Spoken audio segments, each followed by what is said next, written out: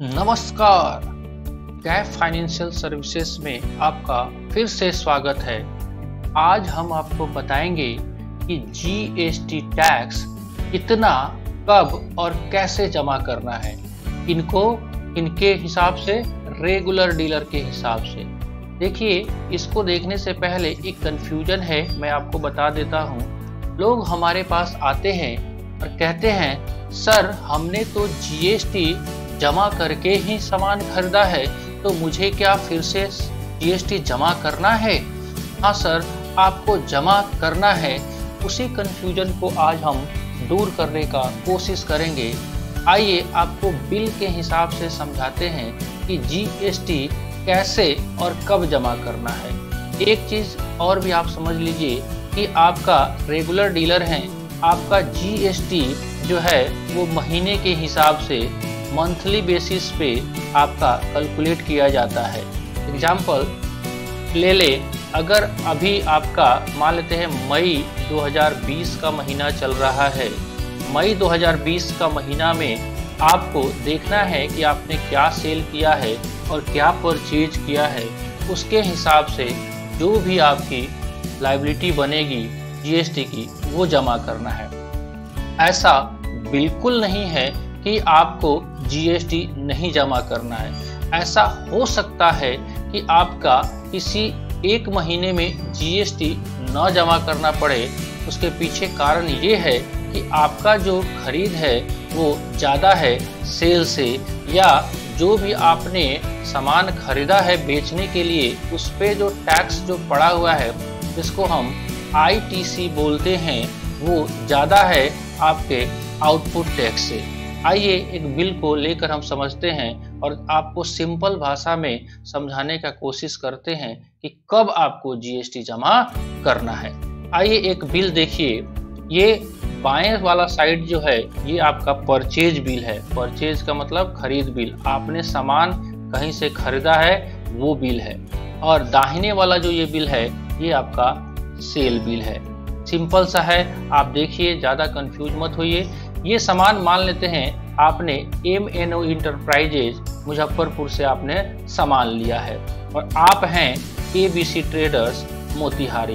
तो चलिए, आपने रानी ब्रांड ऑयल खरीदा। आप देखिएगा ध्यान से, 100 टीन आपने सामान खरीदा है और आपके पार्टी ने आपको 2000 रुपया पर टीन के हिसाब से रेट लगाया है और इस पे टैक्स का रेट 5% है। तो आपको पिछले वीडियो में भी मैंने बताया था कि 2.5% आपका टैक्स लग जाएगा। अब पहले इसको एक तरीके से देखिए कि आपका सामान जो है वो 2000 रुपये टीना के हिसाब से 100 टीने का दाम हो गया आपका 2 लाख रुपया। यही आपका सामान का कॉस्ट है।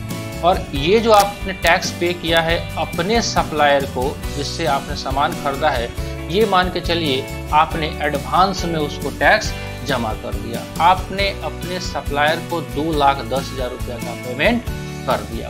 अब एक डेटा अगर बनाए तो हम ये मान के चलते हैं कि आपका जो स्टॉक है, अगर हम बात करें स्टॉक आपके पास कितना आ गया, 100 टीन का स्टॉक आ गया, ठीक है, और जिसका दाम है 2 लाख रुपया, ठीक है। और आपके पास जीएसटी 5000 और 5000 दोनों पड़ा हुआ है। चलिए अब मान के चलते हैं कि आपने 1 मई को सामान खरीदा और 5 मई को उसमें से कुछ बेच दिया। कितना बेचा? मान लेते हैं हमने 50 टीन बेच ली, ठीक है। और हमने जो बेचा वो 2200 रुपये टीना के हिसाब से बेचा, यानी कि हर एक टीना पे हमने 200 रुपया प्रॉफिट लिया। तो 50 टीन के हिसाब से 2200 रुपये के हिसाब से आपका सामान जो हो गया वो 1,10,000 का हो गया। तो आप जाहिर सी बात है इस पे 2.5% और 2.5% टैक्स चार्ज करोगे, ठीक है जी। अब आपने टैक्स कितना चार्ज कर लिया? 2750 और 2750। अभी हम ये मान के चलते हैं कि आपका और कोई बिक्री नहीं हुआ इस महीने में। अब देखते हैं मई महीने में आपका टैक्स कितना बनता है, क्या आपको जमा करना पड़ेगा या नहीं करना पड़ेगा। आप देखिए, सीधा सा बात है। यहाँ पे अगर हम बात करें, हम यहीं पे हम करके दिखा देते हैं आपको। ये मई महीने का अगर आपका रिटर्न जाएगा, है ना, तो मई महीने में आप देखिए, मई महीने में आपने सेल किया है कितना, 1,10,000 का। उस पर टैक्स कितना लगा, 2750 और 2750। ठीक है। अगर मई महीने की ही बात करें हम, तो आपने खरीद कितना किया हुआ है, वो खरीद पे टैक्स कितना दिया हुआ है, 5000 और 5000।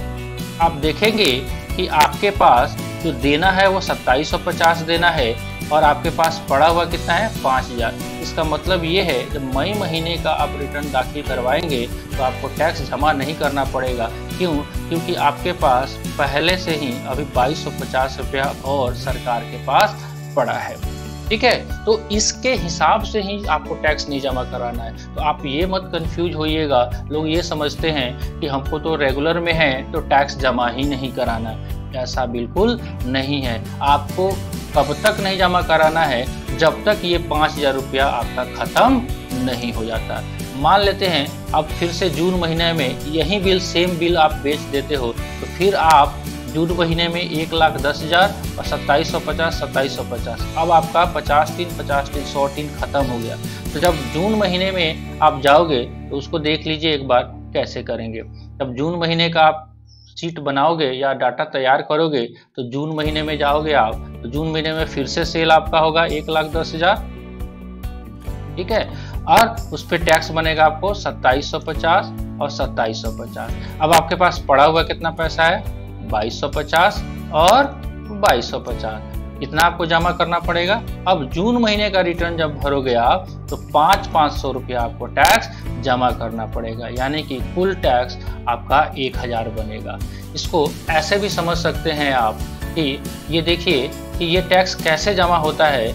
आप सिंपल वे में समझिए कि आपने जितना प्रॉफिट कमाया है उस पर आपको टैक्स जमा करना पड़ेगा। आपने देखिए, अगर हम बात करें तो आपने सामान कितना में खरीदा था, 2 लाख में, और आपने 2 बार में उस सामान को कितना में बेच दिया, 1,10,000 और 1,10,000, यानी कि 2,20,000 में आपने सामान को बेच दिया। अगर आप बात करें यहाँ पे, अगर आपने सामान बेचा 2,20,000 में पूरा का पूरा और आपने खरीदा था कितना, 2 लाख में, तो आपको प्रॉफिट कितना हुआ, 20,000। ठीक है जी। और 20,000 जो प्रॉफिट हुआ तो हमने आपको बताया कि जितना आप प्रॉफिट कमाते हैं उसी पे आपको जीएसटी जमा करना पड़ता है। तो आपका 5% है तो 20,000 का 5% 1,000, यही ना 1,000 हुआ। ठीक है।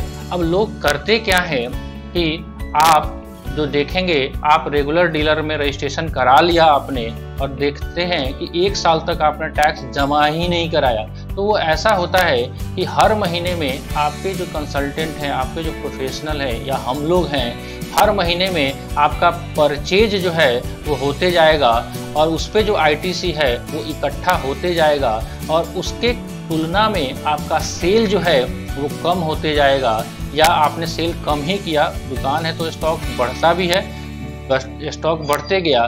तो इस हिसाब से कंपेयर जब होता है हर महीने का, तो आपका परचेज पे जो टैक्स आपने दिया हुआ है वो ज़्यादा हो जाता है आपका सेल पे जो टैक्स है उससे, इसीलिए आपको टैक्स नहीं जमा कराना पड़ता है। अन्यथा आपको अगर जैसे ही वो लिमिट पार करेगा आपको टैक्स जमा कराना पड़ेगा। तो आशा है आपको मैंने ये चीज़ें समझा दिया होगा कि आपको टैक्स कैसे जमा कराना है और कब जमा कराना है। तो आपके कन्फ्यूजन शायद दूर हो गए होंगे अभी कि आपको टैक्स का सिस्टम कैसे है। तो आप देखिए, ऐसे बिल करके आप ध्यान में रखेंगे, रिकॉर्ड मेंटेन करेंगे, आप बुक्स ऑफ अकाउंट मेंटेन करेंगे। जो भी आपके कंसल्टेंट हैं, अकाउंटेंट हैं, सीए हैं, एडवोकेट हैं, प्रोफेशनल हैं, उनके पास आप प्रॉपर बुक्स को मेंटेन करवाएं ताकि आपको ये सारी चीज़ों को ध्यान में और आपको प्रॉफिट के बारे में जानकारी मिल सके। आशा है आपको मैंने ये टॉपिक अच्छे से समझा दिया होगा। अगर फिर भी आपको लगता है कि नहीं समझ में आया है तो आप कमेंट बॉक्स में कुछ लिखिए, हम उसको दूर करने का कोशिश करेंगे। चलिए, आज के इस लेक्चर में या इस डिस्कशन में हमने ये सीखा। तब तक के लिए हमको विदा दीजिए। जय हिंद, जय भारत।